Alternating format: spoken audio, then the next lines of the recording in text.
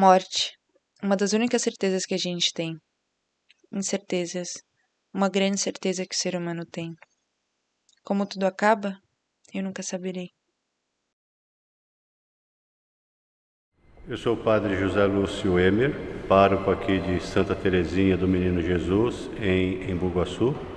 Já estou aqui há 19 anos, tenho praticamente 22 anos de sacerdócio, em julho agora completo 22 anos, e sou noviço terciário da Ordem do Carmo.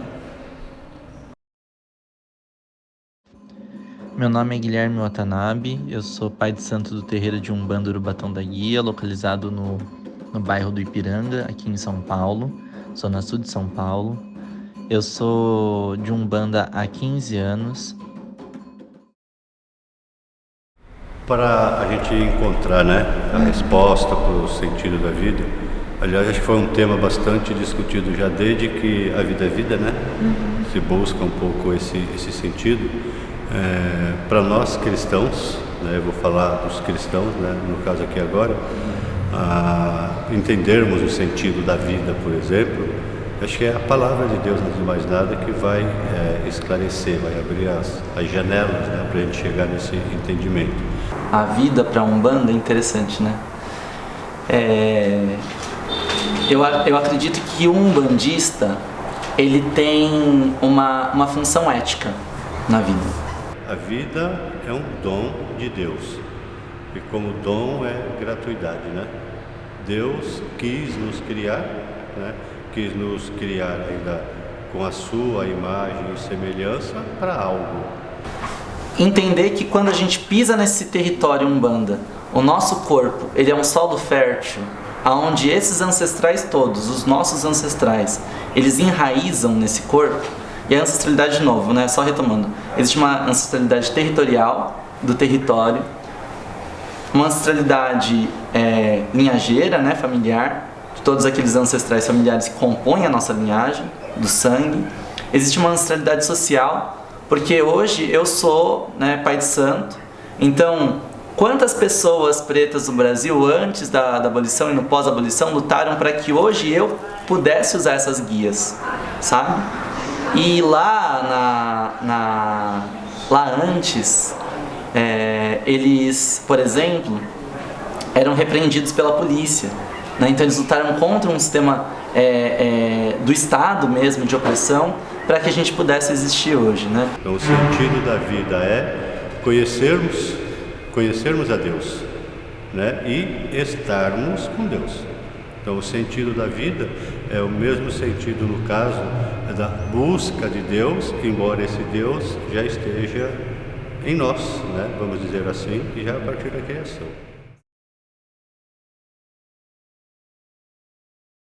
Rituais fúnebres, Então a pessoa, por exemplo, que é umbandista, ligada à Umbanda, ela tem diversas ritualísticas que têm que ser tomadas, por exemplo, com as guias dela, por exemplo, com os assentamentos que são dela, Então os guias dela que são assentados, esse assentamento, que é essa...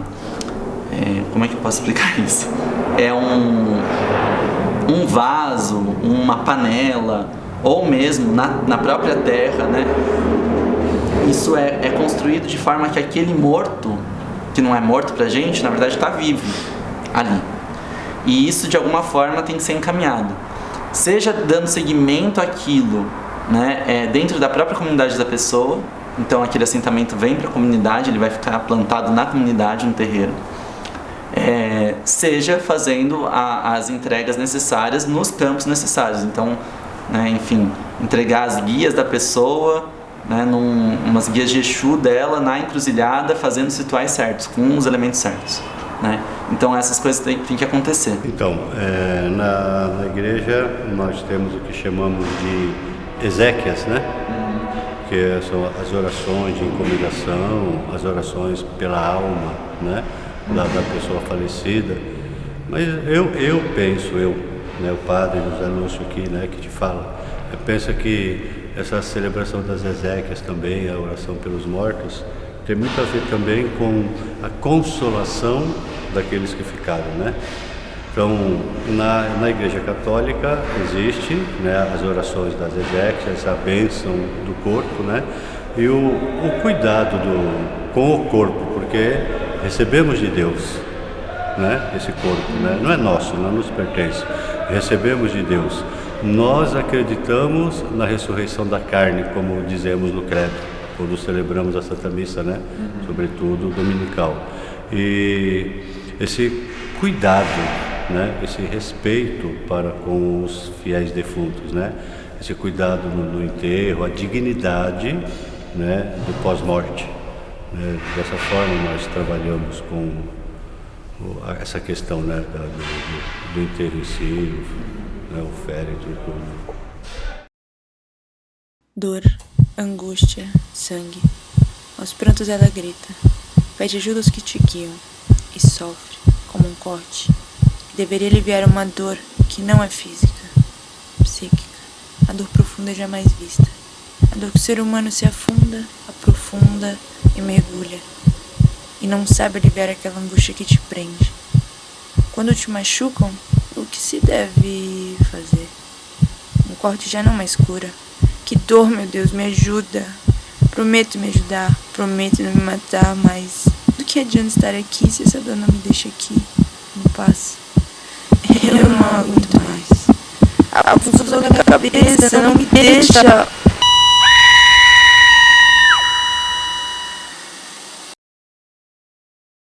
O quê? Onde estou? Onde vim parar? Para onde eu fui?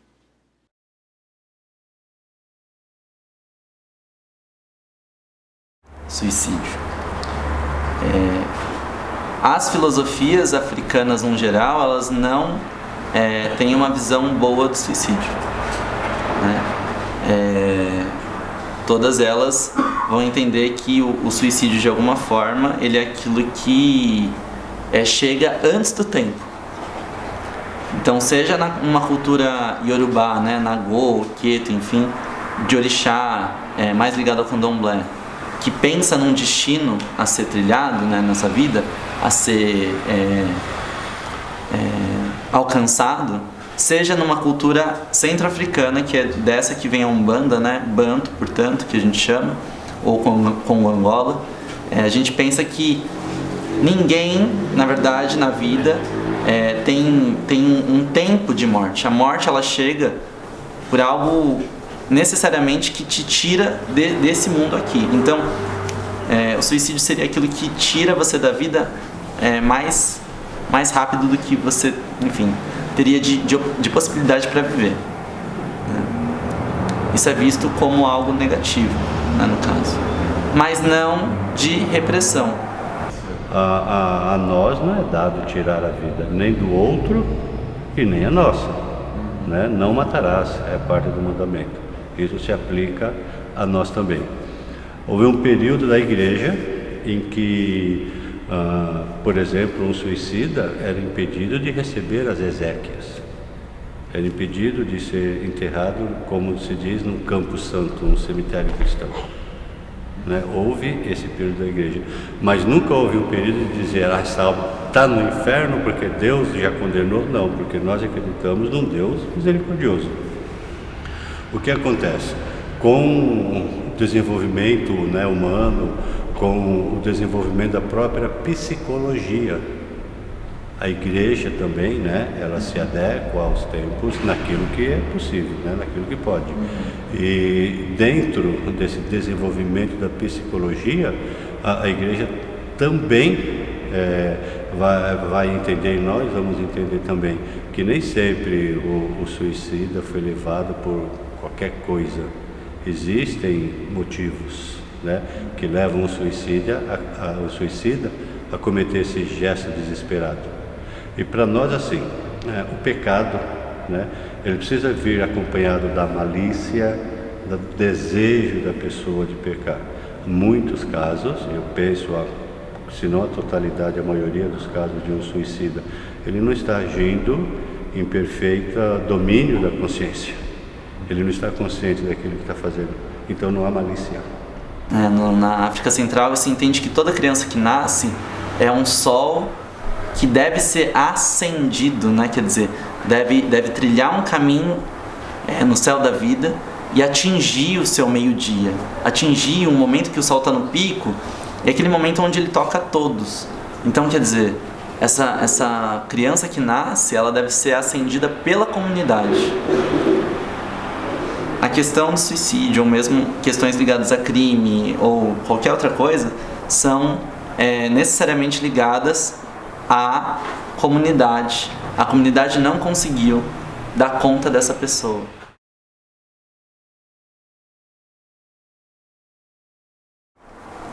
No pós-morte, a gente entende a morte aqui como sendo